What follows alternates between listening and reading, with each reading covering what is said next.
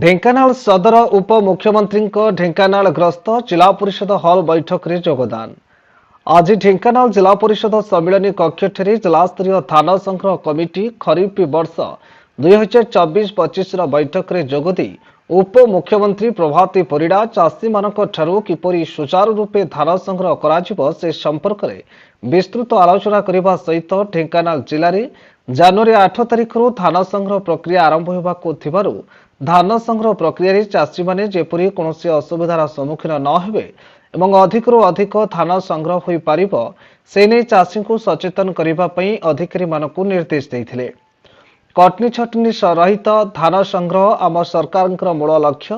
ଜିଲ୍ଲାରେ 16ଟି ମିଲରଙ୍କ ଜରିଆରେ ପ୍ରାୟ 15 ଲକ୍ଷ କ୍ୱିଣ୍ଟାଲ ଧାନ ସଂଗ୍ରହ କରାଯିବ। ଏହା ନିମନ୍ତେ ବିଭାଗୀୟ ଅଧିକାରୀ ଓ ସମ୍ପୃକ୍ତ ସ୍ୱୟଂସହାୟକ ଗୋଷ୍ଠୀମାନେ ଟିମ୍ ସ୍ପିରିଟ୍ରେ କାମ କରିବାକୁ ସେ ପରାମର୍ଶ ଦେଇଥିଲେ। ଆମ ସରକାର ଧାନ କ୍ୱିଣ୍ଟାଲ ପିଛା ଚାଷୀମାନଙ୍କୁ 3100 ଟଙ୍କା ପ୍ରଦାନ କରିବେ।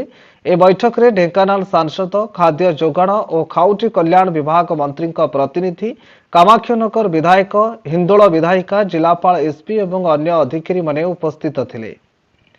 ହିନ୍ଦୋଳରୁ ପ୍ରଭାସ ଖୁଣ୍ଟିଆଙ୍କ ରିପୋର୍ଟ, ତୁଳସୀକ୍ଷେତ୍ର ନ୍ୟୁଜ୍।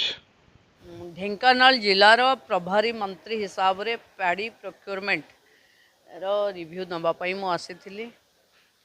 ଜାନୁଆରୀ ମାସର ଫାର୍ଷ୍ଟ ୱିକ୍ରେ ଏଠି ପ୍ୟାଡ଼ି ପ୍ରୋକ୍ୟୁର ହେବ। 8 ତାରିଖ ଧାର୍ଯ୍ୟ କରାହୋଇଛି ସବୁ ଜାଗାରେ ମଣ୍ଡି ଖୋଲିବ ଏବଂ ଯେଉଁ ସୁବିଧା ସରକାର ଘୋଷଣା କରିଛି, କଟନୀ ଛଟନୀ ହେବନି, ଚାଷୀ ଫ୍ରେଣ୍ଡଲି ହେବ, ସେମ୍ ଡେ ଧାନ ଲିଫ୍ଟିଂ ହେବ, ଯେଉଁମାନେ ଧାନ ଦେବେ 24ରୁ 48 ଘଣ୍ଟା ଭିତରେ ସମସ୍ତେ ପଇସା ପାଇବେ। ଆଉ ଯେଉଁ ସୁବିଧା ମଣ୍ଡିରେ ଯେମିତି CCTV ଲାଗିବ, ପିଇବା ପାଣି ରହିବ, ଷ୍ଟୋରେଜ ପାଇଁ କି ପଲିଥିନ୍ ରହିବ, ଇଏ ସବୁ ପାଇଁ ବିଭାଗ ମାନେ କେତେ ପ୍ରସ୍ତୁତ ଅଛନ୍ତି।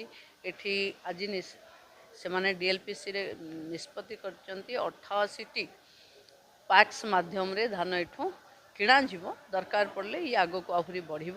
ଢେଙ୍କାନାଳର ପ୍ରସ୍ତୁତି ଚାଷୀ ଫ୍ରେଣ୍ଡଲି ଅଛି ଏବଂ ଆଗକୁ ଚାଷୀମାନଙ୍କର ସମସ୍ତ ଧାନ ସୁରୁଖୁରୁରେ କିଣା ହେବ। ଯାହା ସରକାର ରେଟ୍ ନିଷ୍ପତ୍ତି କରିଛି, ବିନା କଟନୀ ଛଟନୀରେ ଇଏ ଧାନ ଆସିବ, ଏ କଥାକୁ ପ୍ରଚାର ପ୍ରସାର କରିବା ପାଇଁ ବି ନିର୍ଦ୍ଦେଶ ଦିଆଗଲା।